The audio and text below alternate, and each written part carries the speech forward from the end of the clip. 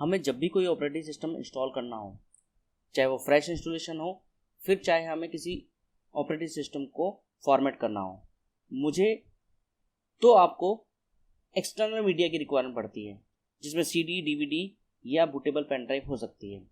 Even एक office environment में जहाँ पर बल्क डिप्लॉयमेंट होती है, वहाँ पर आप नेटवर्क के थ्रू WDS या other third party tool like Acronis के थ्रू ऑपरेटिंग सिस्टम इंस्टॉलेशन कर सकते हो।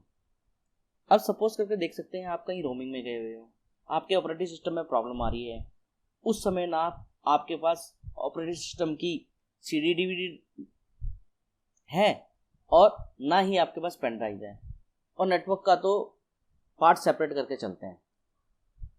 आपको इस केस में अपने सिस्टम को फॉर्मेट करना है और उसको रीइंस्टॉल करना है, तो आप कैसे करेंगे? तो मैं आपको इस वीडियो में बताऊंगा हम किसी भी ऑपरेटिंग सिस्टम को विदाउट एक्सटर्नल मीडिया और नेटवर्क के थ्रू कैसे इंस्टॉल करेंगे। मेरा नाम है गौरी दत्त और आप देख रहे हैं IT बेस्ट प्रैक्टिसेस। तो सबसे पहले मैं आपको बता दूं मैं ऑपरेटिंग सिस्टम कौन सा यूज कर रहा हूं। तो आप देख सकते हैं मैं विंडो 8 ऑपरेटिंग सिस्टम यूज कर रहा हूं, और ये मान के चल सकते हैं मेरे ऑपरेटिंग सिस्टम में कुछ फाइलें करप्ट हो गई हैं, मेरा सिस्टम माल फंक्शनिंग कर रहा है और मुझे इसको फॉर्मेट करना है विदाउट एक्सटर्नल मीडिया और नेटवर्क के थ्रू। तो सबसे पहले मैं आपको विंडो एक्सप्लोरर में लेके चलता हूँ। मेरे एक्सप्लोरर में C ड्राइव और D ड्राइव है। ओके, C ड्राइव में मेरी ऑपरेटिंग सिस्टम की फाइलें, इंस्टॉलेशन फाइलें हैं। D ड्राइव में मैं अपना डेटा रखता हूँ। बाय डिफॉल्ट मैंने विंडो 8.1 की इंस्टॉलेशन ISO फाइल भी रखी हुई है। सपोज दैट आपका ऑपरेटिंग सिस्टम करप्ट होता है, तो आप इस ISO फाइल को यूज करके ऑपरेटिंग सिस्टम को रिबिल्ड कर सकते हैं। एंड आपके पास ISO फाइल नहीं है तो इस केस में आप इंटरनेट से भी डाउनलोड कर सकते हैं, यदि आपके सिस्टम में इंटरनेट अवेलेबल होता है। तो अब मैं आपको डिस्क मैनेजमेंट में लेके चलता हूँ। डिस्क मैनेजमेंट में आप देखेंगे मेरे सिस्टम में एक हार्ड डिस्क इंस्टॉल है, C drive, D drive, 2 partition है। C ड्राइव में मेरी इंस्टॉलेशन फाइलें हैं, D ड्राइव में मेरा डेटा है। आप D ड्राइव को देखेंगे तो अप्रोक्सीमेट 94% स्पेस फ्री है। अब मैं एक एडिशनल प्राइमरी पार्टीशन क्रिएट करूंगा जिसके अंदर मैं सारे ISO फाइल के सभी कंटेंट को कॉपी करूंगा। तो उसके लिए मैं D ड्राइव को श्रिंक कर लेता हूं। किसी भी इंस्टॉलेशन फाइल के लिए अप्रोक्सीमेट आपके पास 5 GB के आसपास स्पेस होना चाहिए, तो अप्रोक्सीमेट 5 GB का मैं स्पेस क्रिएट कर लेता हूं। अब मेरे पास 5.37 GB अनएलोकेटेड स्पेस आ गया है। अब मैं इसका प्राइमरी पार्टीशन बनाऊंगा और इसको एक्टिव करूंगा। तो इसके लिए मुझे क्या करना पड़ेगा, इसको राइट क्लिक करके मैं न्यू सिंपल वॉल्यूम बना सकता हूँ, यहाँ से भी कर सकता हूँ, अदरवाइज मैं कमांड लाइन के थ्रू भी कर सकता हूँ। मैं आपको कमांड लाइन मेथड के थ्रू लेके चलता हूँ। विंडो R प्रेस करते हैं, CMD टाइप करेंगे, एंटर करते हैं, डिस्क पार्ट कमांड में प्रेस करता हूँ। ओके, लिस्ट डिस्क कर लेता हूँ। तो मेरे पास डिस्क 0 है जिसका साइज 100 GB है और 5501 MB स्पेस फ्री है। ओके, मैं डिस्क को सेलेक्ट कर लेता हूँ। Okay, list. तो आप देख सकते हैं यहाँ पर आपको 3 पार्टीशन दिखा रहा है। एक सिस्टम रिजर्व पार्टीशन है, एक C ड्राइव है, एक D ड्राइव है, 3 प्राइमरी पार्टीशन बने हुए हैं। मुझे एक एडिशनल पार्टीशन बनाना है जिसका स्पेस 5.37 GB है। उसके लिए मैं क्या करूँगा, क्रिएट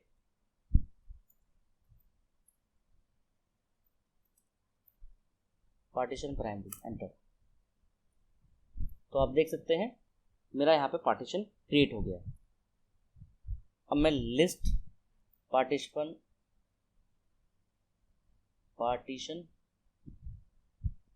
एंटर करता हूँ। तो आप देख सकते हैं मेरे पास 4 पार्टीशन बने हुए हैं। ओके,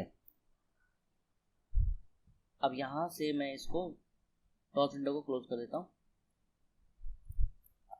प्राइमरी पार्टीशन हमारा ऑलरेडी बन चुका है।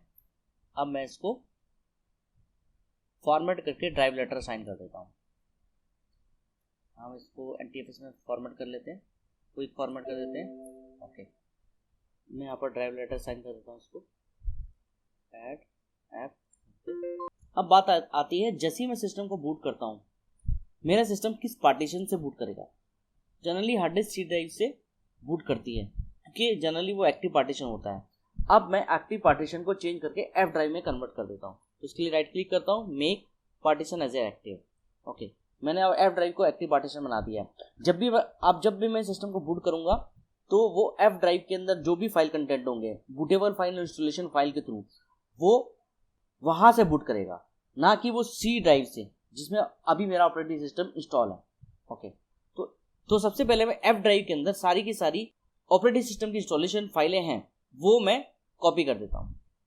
उससे पहले मैं डिस्क मैनेजमेंट को क्लोज कर देता हूँ। विंडोज एक्सप्लोरर में हम ऑलरेडी हैं, मेरे पास 5.3 का 37 GB का एफ ड्राइव है। डी ड्राइव में चलते हैं। डी ड्राइव में मेरे पास आईएसओ फाइल पड़ गए, इसको मैं सबसे पहले ओपन कर लेता हूँ एक्सप्लोरर में। ओके, एक्सप्लोरर में ओपन करता हूँ तो सारे कंटेंट इसके जी ड्राइव के अंदर ओपन होके आ गए हैं। मैं इनको कॉपी कर लेता हूँ और सेंड टू एफ ड्राइव। अभी कुछ टाइम लेगी जिससे विंडो प्रोफेशनल 8.1 की ऑपरेटिंग सिस्टम की सारी इंस्टॉलेशन फाइलें मेरी एफ ड्राइव के अंदर कॉपी हो जाएगी। उसके बाद मैं अपने इस ऑपरेटिंग सिस्टम को बूट करूंगा और मेरा ऑपरेटिंग सिस्टम एफ ड्राइव से, जिसके अंदर एक्चुअल में बूटिंग फाइलें और इंस्टॉलेशन फाइलें हैं, उससे बूट करेगा।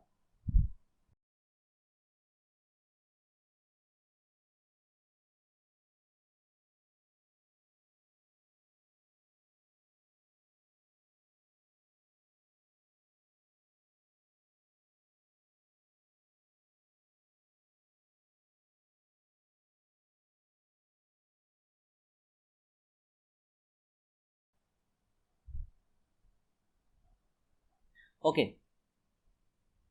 मेरे सारे की सारी इंस्टॉलेशन फाइलें एफ ड्राइव के अंदर कॉपी हो गई हैं, देख सकते हैं।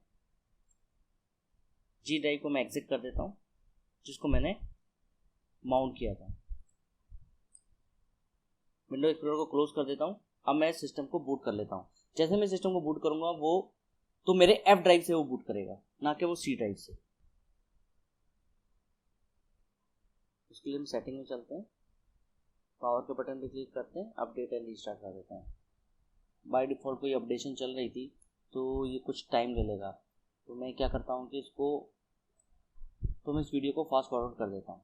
अदरवाइज मुझे दोबारा इंस्टॉलेशन करनी पड़ेगी और आपको प्रैक्टिकल दोबारा करके दिखाना पड़ेगा। इसके अंदर 33 इंस्टॉलेशन फाइलें दिखा रहा है। ओके, मैं इस वीडियो को थोड़ा कट कर देता हूँ। जैसे सिस्टम इंस्टॉल होता है मैं आपके पास वापस आके मिलता हूँ।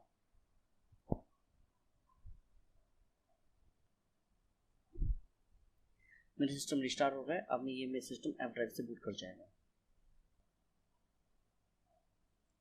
तो आप देख सकते हैं मेरा सिस्टम एफ ड्राइव से बूट कर गए हैं, जिसके अंदर ऑपरेटिंग सिस्टम की बूटेबल इंस्टॉलेशन फाइलें थी। अब यहाँ से हम अपने ऑपरेटिंग सिस्टम को कंटिन्यू फॉर्मेट कर सकते हैं और इंस्टॉल कर सकते हैं। बट इंस्टॉलेशन करने से पहले मैं आपको ये बता दूं, इंस्टॉलेशन के दौरान मेरा ऑपरेटिंग सिस्टम 2-3 बार बूट करेगा, बट जब भी बूट करेगा तो मेरा एक्टिव पार्टीशन एफ ड्राइव रहेगा। तो उस केस में वो फिर दोबारा इसी इंस्टॉलेशन सेटअप पे आ जाएगा। इसके लिए हम एक्टिव पार्टीशन को चेंज करके किसी और ड्राइव को एक्टिव पार्टीशन बनाएंगे। मींस हमें एफ ड्राइव को एक्टिव पार्टीशन से रिमूव करना पड़ेगा। उसके लिए हम प्रेस करेंगे शिफ्ट F10, जिससे कमांड प्रॉम्प्ट ओपन होकर आ जाएगा। यहां पर हम डिस्क पार्ट में चलते हैं।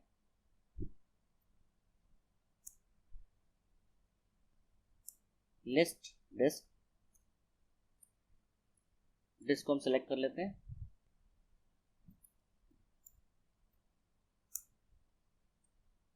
पार्टीशन लिस्ट कर लेते हैं।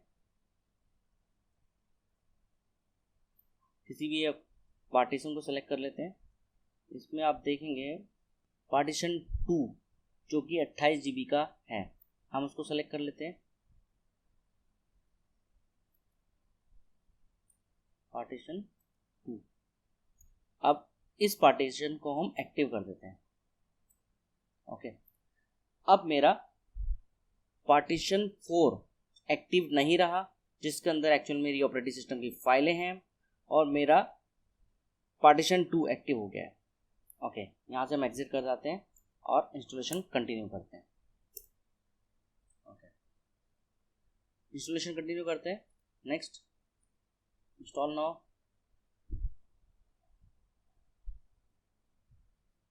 लाइसेंस टर्म को सिलेक्ट कर लेते हैं, नेक्स्ट पे जाते हैं। यहाँ से हमें कस्टम पे चलते हैं। ओके, यहाँ पर पार्टीशन 4 है जिसके अंदर मेरी इंस्टॉलेशन फाइलें हैं। इसको छोड़ के बाकी सारे पार्टीशन हम रिमूव कर देते हैं, डिलीट कर देते हैं और रिक्रिएट कर लेते हैं। Delete. Okay, partition 2 delete. Okay, partition 1 delete.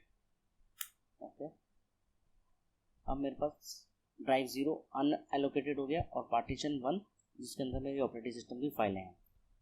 अब मैं इसको न्यू क्रिएट कर लेता हूँ, न्यू पार्टीशन क्रिएट कर लेता हूँ जिससे हमारी इंस्टॉलेशन कंटिन्यू हो।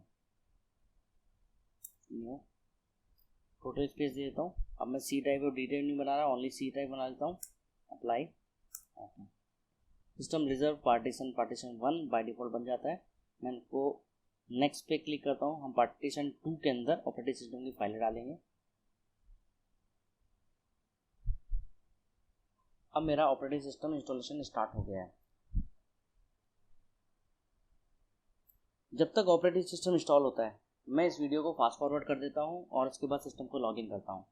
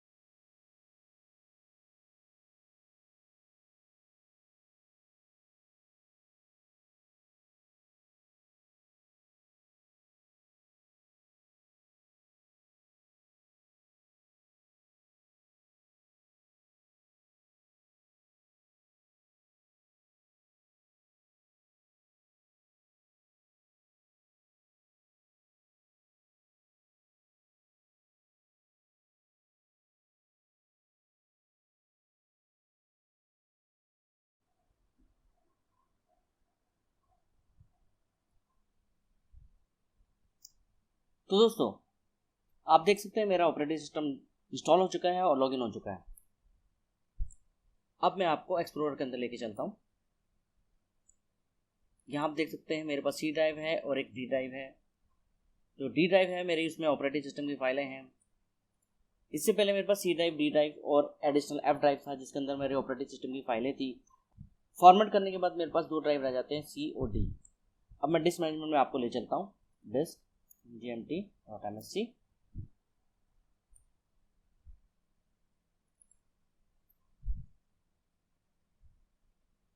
ओके, यहाँ पर डी ड्राइव है जिसके अंदर ऑपरेटिंग सिस्टम की मेरी फाइलें थी। मैं इसको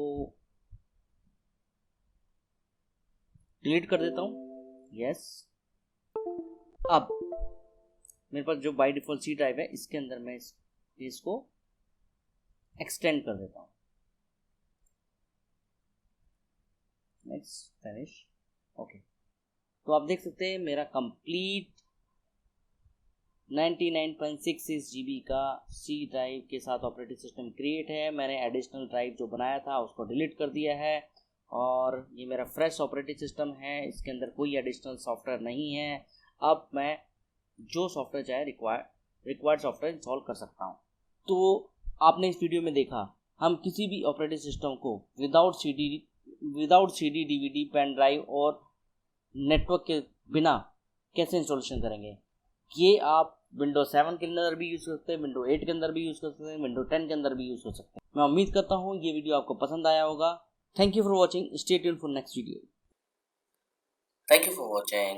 Drop a like, leave a comment, and don't forget to subscribe my YouTube channel.